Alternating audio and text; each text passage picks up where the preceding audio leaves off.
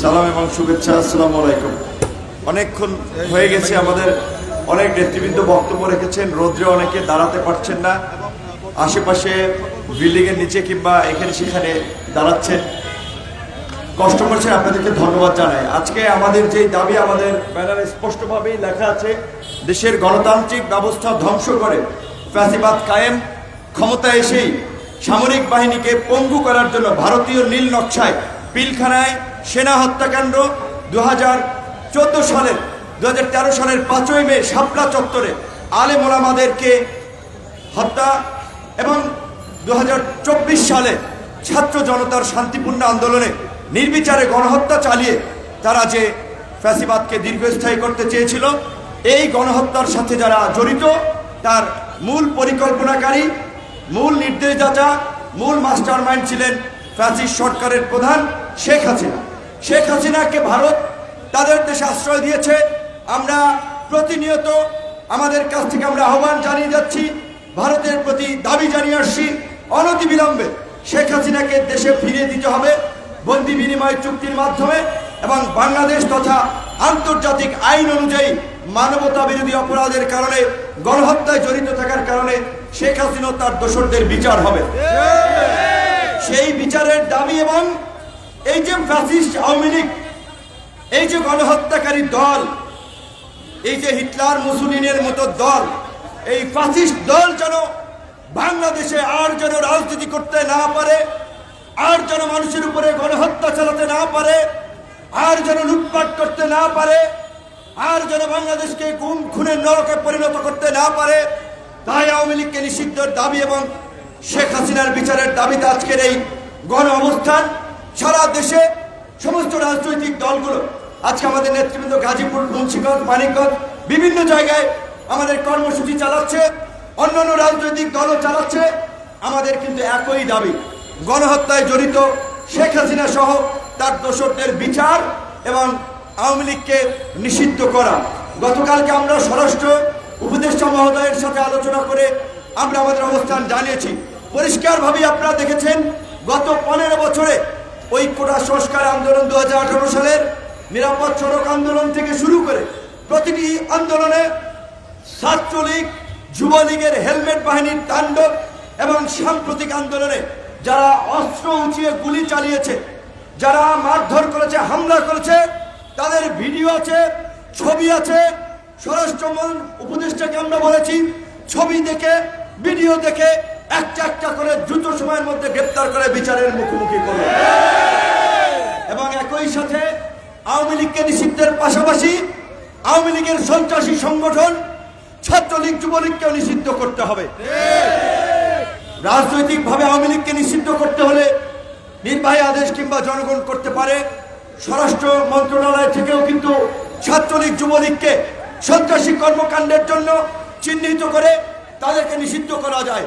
একই সাথে আমাদের ডায়াসপোরা কমিউনিটি, যারা আন্তর্জাতিকভাবে মানবাধিকার গণতন্ত্রের পক্ষে, বাংলাদেশের জনগণের পক্ষে দীর্ঘ 15 বছর লড়াই করেছেন, তাদেরকে বলবো, ইউরোপীয় ইউনিয়ন থেকে শুরু করে জাতিসংঘ, USA, UK সমস্ত সভ্য রাষ্ট্রগুলোর কাছে ছাত্রলীগ, যুবলীগের অপকর্মের বিভিন্ন ধরনের নিউজ এবং ভিডিও ডকুমেন্ট আকারে তাদের পররাষ্ট্র দপ্তরে জমা দিন।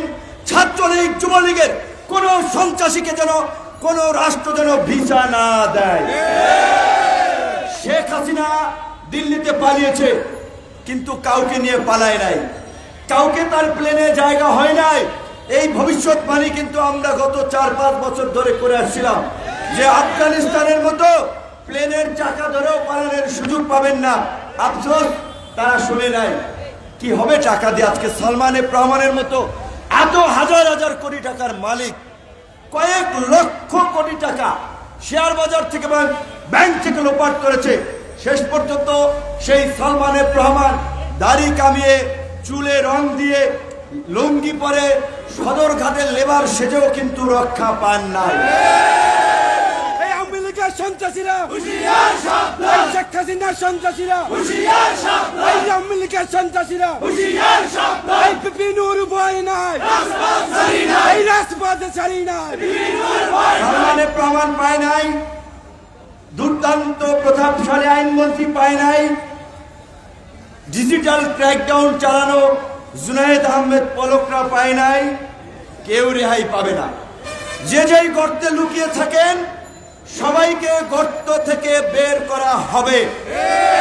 স্বরাষ্ট্র উপদেষ্টার সাথে আমরা পরিষ্কারভাবেই বলেছি, কাওয়া কাদের থেকে শুরু করে আওয়ামী লীগের এমপি মন্ত্রী, বিভিন্ন জেলা উপজেলার সভাপতি সেক্রেটারি সহ দায়িত্বশীল নেতৃবৃন্দ যারা এই সন্ত্রাসী কর্মকাণ্ড করেছে, ভোট ডাকাতি থেকে শুরু করে অর্থ পাচার, লুটপাট এবং জনগণের উপরে নির্যাতন নিপীড়ন করেছে, তালিকা করে তাদেরকে গ্রেপ্তার করতে হবে।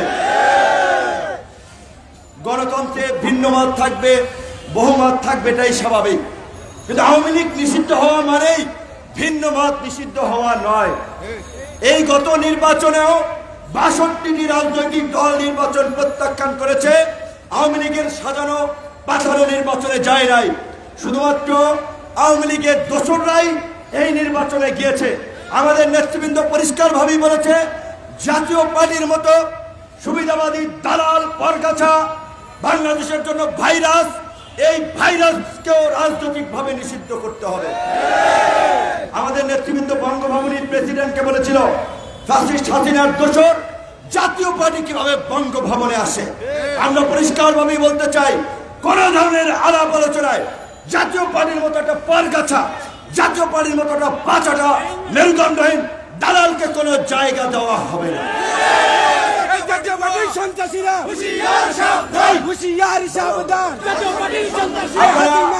আমাদের শিক্ষিত ছাত্র যুবক তরুণ বন্ধুরা বক্তব্য দিচ্ছেন, টকশো করছেন, অনেক কথা বলছেন।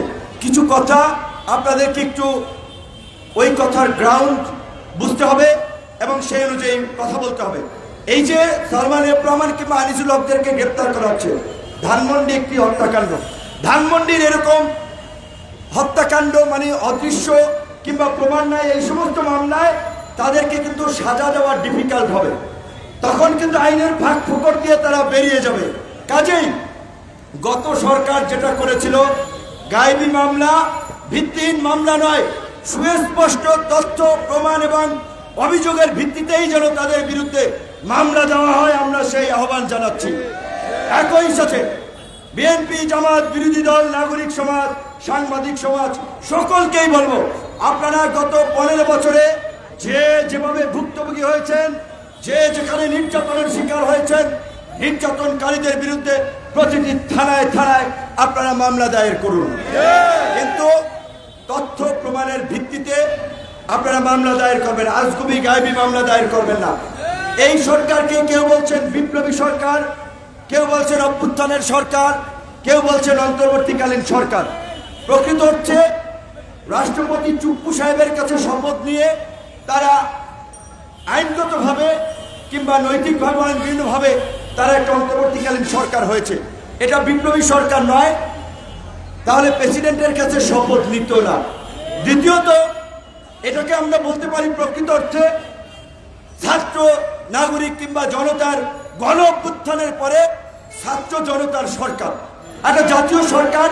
সেটাকে এখনো আরো কিছু সংযোজন বিয়োজন করে এটাকে জাতীয় সরকার কিংবা ছাত্র জনতার অভ্যুত্থানকারী সরকার হিসেবে ইস্টাবলিশ করতে হবে। সাংবিধানিক কিংবা অন্যান্য আইনগত যদি দুর্বলতা থাকে সেই বৈধতাও নিশ্চিত করতে হবে। কিন্তু এই চুপ্পু সাহেবকে রেখে সেটি সম্ভব হবে না। ঝুঁকি আছে, ভারত খেলছে, বাংলাদেশকে অস্থিতিশীল করার চেষ্টা করছে, ভারত তার দোসরদেরকে নামিয়ে দিয়েছে। আমি বিশেষ করে হিন্দু সম্প্রদায়ের ভাই বোনদেরকে বলতে চাই, দেশের সকল নাগরিকদেরকে বলতে চাই, বাংলাদেশের মতো কমিউনাল হারমোনি বা সাম্প্রদায়িক সম্প্রীতি, এই রকমের সাম্প্রদায়িক সম্প্রীতি সবাই মিলেমিশে মহব্বতের সাথে ভালোবাসার সাথে বাস করে পৃথিবীর কোন দেশে আছে দেখান। ভারতে যে বাবরি মসজিদ থেকে শুরু করে গরুর গোশত বহন করার কারণে আগুন দেওয়া হয়, পিটিয়ে মারা হয়, এই যে ছাত্র জনতার অভ্যুত্থানের পরেও শাহবাগে বিভিন্ন সংখ্যালঘু সম্প্রদায়ের মানুষ আন্দোলন করছে, প্রতিবাদ করছে, রাষ্ট্রীয় ভবন প্রধান উপদেষ্টার যমুনার সামনে যাচ্ছে, কেউ তাদেরকে বাধা দিচ্ছে? সুতরাং এইখানে সবার স্বাধীনতা আছে, এইখানে সবাই কথা বলতে পারে, এইখানে সবাই অধিকারের জন্য আন্দোলন করতে পারে, এইখানে সবাই নিরাপদ। কাজেই আপনারা ভারতীয় এজেন্ডা বাস্তবায়ন করার জন্য ভারতীয় দালালদের কথায় প্রভাবিত হয়ে দয়া করে এই মুহূর্তে এই সরকারকে বিব্রত করবেন না, দেশকে অস্থিতিশীল করবেন না। আমরা বলছি, বিএনপি, আমরা সব রাজনৈতিক দল আমরা ডিরেকশন দিয়েছি সাম্প্রদায়িক সম্প্রীতি রক্ষা করার জন্য কোন সংখ্যালঘু যেন হামলা মামলার শিকার না হয়, সেজন্য কমিটি করে পাড়া মহল্লায় তাদের সেফটি, তাদের প্রতিষ্ঠানগুলোকে রক্ষা করা। বর্তমান সরকার গঠন হয়েছে, কিন্তু এই সরকারের রাহুর গ্রাস বলেন, রাহু কিন্তু কাটে নাই, রাহু আছে অনেক। সরকারকে অস্থিতিশীল করার জন্য, ব্যর্থ করার জন্য, অকার্যকর করার জন্য অনেকভাবে প্রচেষ্টা চালানো হচ্ছে। আপনাদের ভুলে গেলে চলবে না, গত 15 বছরে পুরো প্রশাসনকে শেখ হাসিনা তার চাটুকার, দালাল, দুর্নীতিবাজ, নৈতিকভাবে বিচ্যুত তাদেরকে দিয়ে প্রশাসন সাজিয়েছে। থানায় পুলিশ এখনো অনেক জায়গায়, থানা জেলা অনেক জায়গায় কর্মস্থলে যোগ দেয় নাই। ওই যে আওয়ামী লীগের চাটুকার, দালাল, দুর্বৃত্তরা পুলিশকে ভুল বোঝাচ্ছে, ডিমোটিভেট করছে, তোমরা যাইও না, তোমরা তোমাদের নিরাপত্তা নাই। কিন্তু আমরা পরিষ্কার ভাবি, আপনাদের এইখান থেকেও আমরা যেহেতু যুগপৎ আন্দোলন করেছি, রাজনৈতিকভাবে সমস্ত বিরোধী দলকে নিয়ে রাষ্ট্র মেরামতের রূপরেখা থেকে শুরু করে অন্তর্বর্তীকালীন সরকারকে সহযোগিতা করছি। সমস্ত রাজনৈতিক দলের নেতা কর্মীদের উদ্দেশ্যে বলবো, আপনারা প্রত্যেক দলের পক্ষ থেকে ইউনো, ওসি, ডিসি, এসপি তাদের সাথে মিটিং করে তাদেরকে আমাদের এই আহ্বান পৌঁছে দিবেন। আমাদের জাতীয় নেতৃবৃন্দ, আমাদের নেতৃবৃন্দ দিক নির্দেশনা দিয়েছে আর আইন শৃঙ্খলা পরিস্থিতি স্বাভাবিক করতে আপনাদেরকে সহযোগিতা করার জন্য। আপনারা ওসি, ইউনো, ডিসিএসপি তাদেরকে আস্থায় নিয়ে আসুন, তাদেরকে মনোবল বৃদ্ধি করুন। কারণ স্বাভাবিকভাবেই যে পরিস্থিতি হয়েছে এবং এখনো একটি দুষ্কৃতিকারী গ্রুপ যারা একটা অস্থিতিশীল পরিস্থিতি তৈরি করার চেষ্টা করছে, তাদের প্রশাসনের অনেকেরই হয়তো মনোবল কিছুটা ভেঙেছে। আবার যারা দুর্নীতি, লুটপাট করেছে তারা তো জানে তাদেরকে বিচারের মুখোমুখি হতে হবে, তাদেরকে চাকরিচ্যুত করা হবে। কাজেই ওরাও প্রশাসনের মধ্যে নানান ধরনের অস্থিরতা তৈরি করার চেষ্টা করছে। গতকালকে আমরা স্বরাষ্ট্র উপদেষ্টাকে বলেছি, গত 15 বছরে যারা পদোন্নতি পায় নাই, পদ বঞ্চিত ছিল, বাধ্যতামূলক অবসরে গিয়েছে কিংবা অন্যায়ের শিকার হয়েছে, তাদের প্রত্যেককে সকল সুযোগ সুবিধা সহ চাকরিতে পুনর্বহাল করুন। এবং একই সাথে পুলিশি ব্যবস্থা যদি সক্রিয় করা না যায়, আইন শৃঙ্খলা পরিস্থিতি স্বাভাবিক করা ডিফিকাল্ট হবে। সেই কারণে আমরা দাবি জানিয়েছি দ্রুত সময়ের মধ্যে প্রয়োজনে আরো নতুন পুলিশ নিয়োগ দেওয়া। একই সাথে আমরা বলেছি যে সমস্ত জায়গাগুলো ঝুঁকিপূর্ণ রয়েছে, পুলিশের মনোবল বৃদ্ধি করার জন্য ওই সমস্ত থানায় প্রয়োজনে 10 কিংবা 20 জন সদস্যের একটি সামরিক বাহিনীর টিম ওখানে দিয়ে দেওয়া। আশা করি সেটির প্রয়োজন হবে না। কিন্তু এই সরকারের জন্য আমরা যেটা বলেছি, দুটি এই মুহূর্তের বড় চ্যালেঞ্জ, একটি হচ্ছে আইন শৃঙ্খলা পরিস্থিতি স্বাভাবিক অবস্থায় ফিরিয়ে এনে রাজনৈতিক স্থিতিশীলতা প্রতিষ্ঠা করা, আরেকটি হচ্ছে অর্থনৈতিক গতিশীলতা ধরে রাখা। কাজে এই জন্য আমরা যেটা বলেছি, এই সরকারের অনেকেরা কেউই কোনো রাজনৈতিক দলের সাথে ছিলেন না, তাদের অনেকের রাষ্ট্র পরিচালনার অভিজ্ঞতা নাই। কাজে আমরা তাদেরকে এখানে বসিয়েছি, তারা আমাদের মনোনীত সরকার, সুতরাং তাদেরকে সব ধরনের সহযোগিতা আমাদেরকে করতে হবে। দু একজনের কথা শুনেই রিয়াক্ট করা যাবে না, ক্ষোভ দেখানো যাবে না, একটু সময় নেন, তাদের কার্যক্রম দেখেন। আমার দৃঢ় বিশ্বাস, আমরা যে আস্থা এবং বিশ্বাসের জায়গা থেকে তাদেরকে সরকারে বসিয়েছি, তাদেরকে দায়িত্ব দিয়েছি রাষ্ট্র মেরামত করা, রাষ্ট্রের কাঠামোগত একটা গুণগত পরিবর্তন করা, রাজনীতিতে একটা ইতিবাচক পরিবর্তন আনা, সেটি তারা করবেন। সেই সময়টুকু পর্যন্ত তাদেরকে দিতে হবে। ছাত্রলীগ, যুবলীগ, আওয়ামী লীগের রুট লেভেলের নেতা কর্মীদেরকে বলবো, আপনাদেরকে আগেও বলেছি, যারা আওয়ামী লীগ করেছেন চুপচাপ থাকুন। আওয়ামী লীগের মতো ফ্যাসিস্ট দল এই দেশে কখনো রাজনীতির সুযোগ পাবে না। ছাত্রলীগ, যুবলীগকে নিষিদ্ধ করা হবে। আপনারা যদি ওই যে বরগুনা কিংবা গোপালগঞ্জে ওই যে যারা লাফালাফি করছে তাদের মতো আস্ফালন দেখানোর চেষ্টা করেন। যেহেতু এটা গণ অভ্যুত্থানের সরকার, এখন পর্যন্ত পুরোপুরি আইন শৃঙ্খলা পরিস্থিতি স্বাভাবিক হয় নাই, কাজেই দুর্বৃত্তদেরকে প্রতিহত করা জনগণের দায়িত্ব। তাহলে এই ছাত্রলীগ, যুবলীগ, আওয়ামী লীগ যদি দেশকে অস্থিতিশীল করতে চায়, তাদেরকে গণধোলাই দেওয়া আপনাদের দায়িত্ব। আমি আজকের এই সমাবেশ থেকে স্বরাষ্ট্র উপদেষ্টাকে আমরা বলবো, সারা বাংলাদেশে ছাত্র নাগরিকদের কাছে এই ফ্যাসিস্ট শক্তি পরাজিত হলেও গোপালগঞ্জ থেকে তারা এখন আস্ফালন দেখাচ্ছে।